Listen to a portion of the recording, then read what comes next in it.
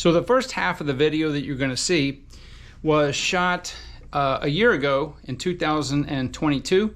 It is July of 2023. And the purpose of that video, I was going to show you how to replace the spider gears and do a rear diff service. When I got the rear cover off, as you're going to see, I found out that the truck had a Govlock G80, and the spider gears that I had, I didn't know it had that Govlock in the back, would not fit, and the Govlock is not rebuildable. So what I ended up doing between, well, actually a couple weeks after that, I took the truck to a driveline shop, and they ended up taking the Govlock out. They had to replace a bunch of bearings in the axle tube.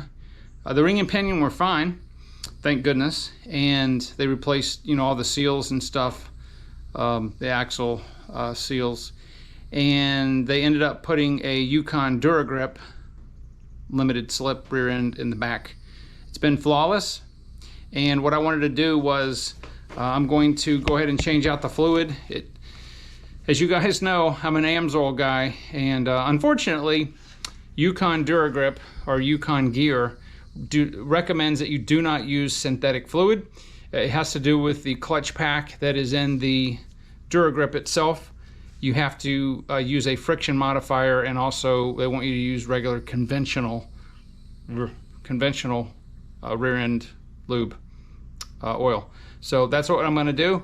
I'm going to, I can see I just cracked loose the bolts, and I can see they used RTV on there instead of, you know, I'm going to replace it, scrape all that off, and use a Lubelocker gasket. So I'll show when on the video as you're watching it when now it's present, but I'm getting ready to, and I'll just do it in kind of fast, maybe do it in a little high speed, but I'm getting ready to take the cover off, and then we're going to look. You'll be able to see what the Govlock looked like in the first part of the video, and then you'll see what the Dura Grip looks like and how much tighter it is. And well, it got rid of the problems I was having that you saw in the first part of the video. So with that being said, let's do this again.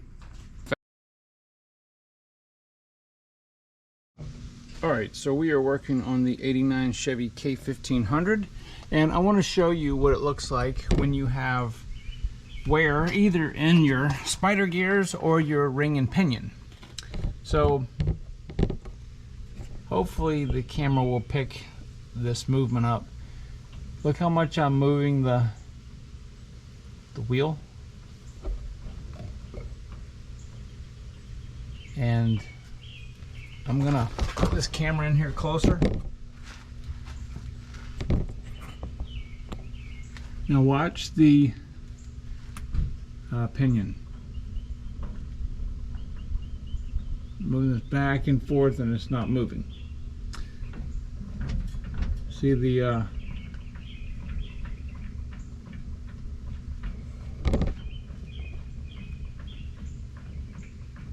Alright, so that could be either two things, either, like I said, either the pinion, ring and pinion, or like the backlash is not, or the depth, pinion depth's not set right. More than likely it's going to be the spider gears. So what I'm going to do is we're going to open up the differential, and we're going to check and see if it's the spider gears, because I have a set of spider gears that I can put in, and hopefully that will take this play away. The reason that I'm doing this is because it drives me crazy when I put the truck in gear. It clunks, obviously, because there's play there, and when it shifts, the first to second shift in this transmission is super fast, and it makes a clunking noise when you do that, when it shifts, and it just it's an irritant.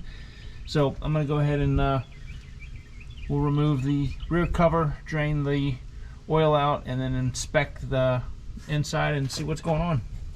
Steer gear, 8 to 90.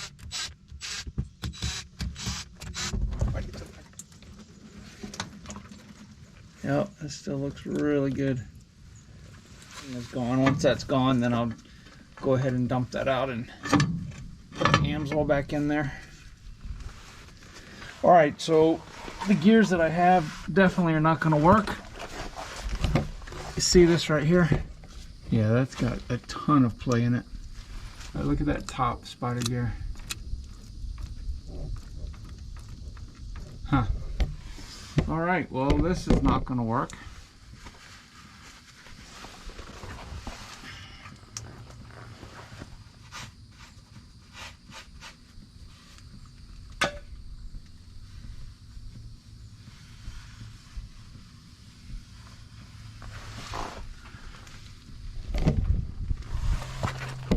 So there's almost nothing on that magnet.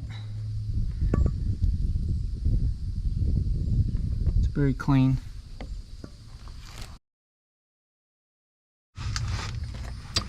Alrighty. So I've got all the bolts cracked loose, and I'm just going to zip them off with my little impact gun here. Yes, I did. I've already removed the filler. Make sure you do that. You want to get the situation where you can't get the filler loose. And you know, take it in.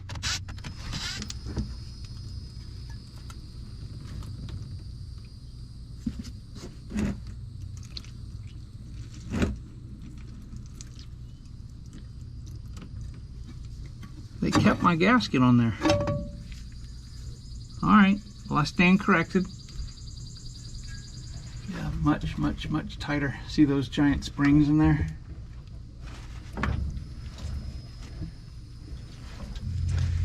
I'm going to show you guys 3 little tricks to make sure you don't get any dirt or RTV if you're scraping it.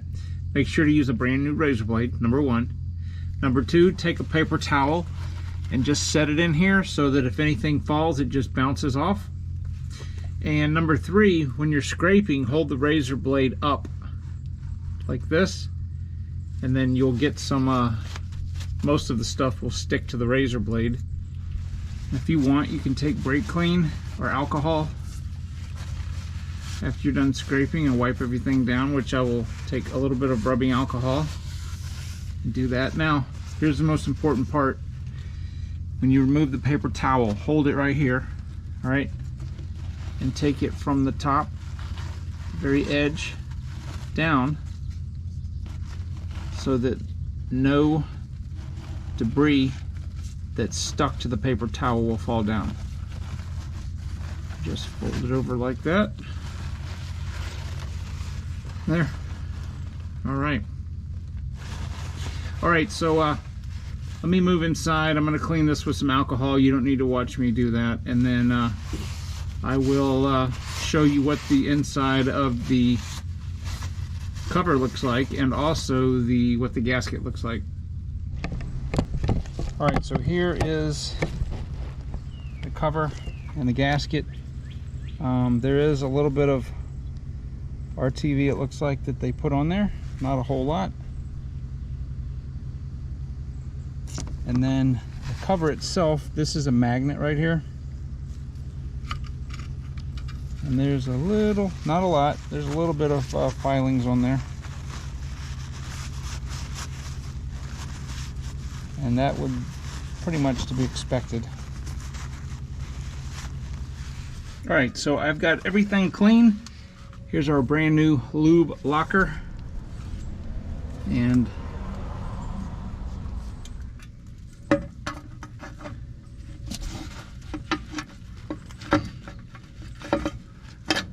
all bolts in, inside first, and then back of the package. The gasket comes in. There's a diagram that shows the tightening torque, or I'm sorry, tightening sequence. So this 8.5-inch Chevy on the last one.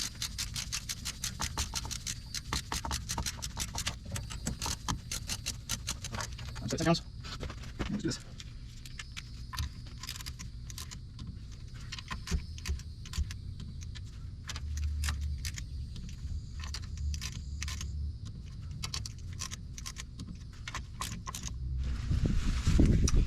All right, so I've got the Yukon gear, friction modifier, and this pump is called a slippery Pete. Poured the friction modifier into the bottle of gear oil here.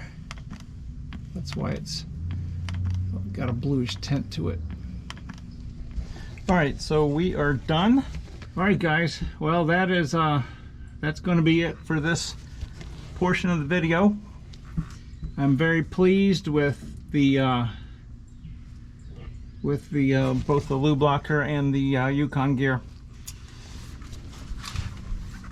Differential, Dura Grip. If you've got a G80 in your carrier here, like I had, and you know, I could do the same thing to the front, but I don't really ever use this off-road, so I'm just going to leave the G80 in the front. But yeah, if you're having symptoms like I was having, really loose gears. In fact, you know what I might do? I may take the GoPro and set it up where I had it in the first part of the video a year ago as I'm driving, and let you guys see the difference.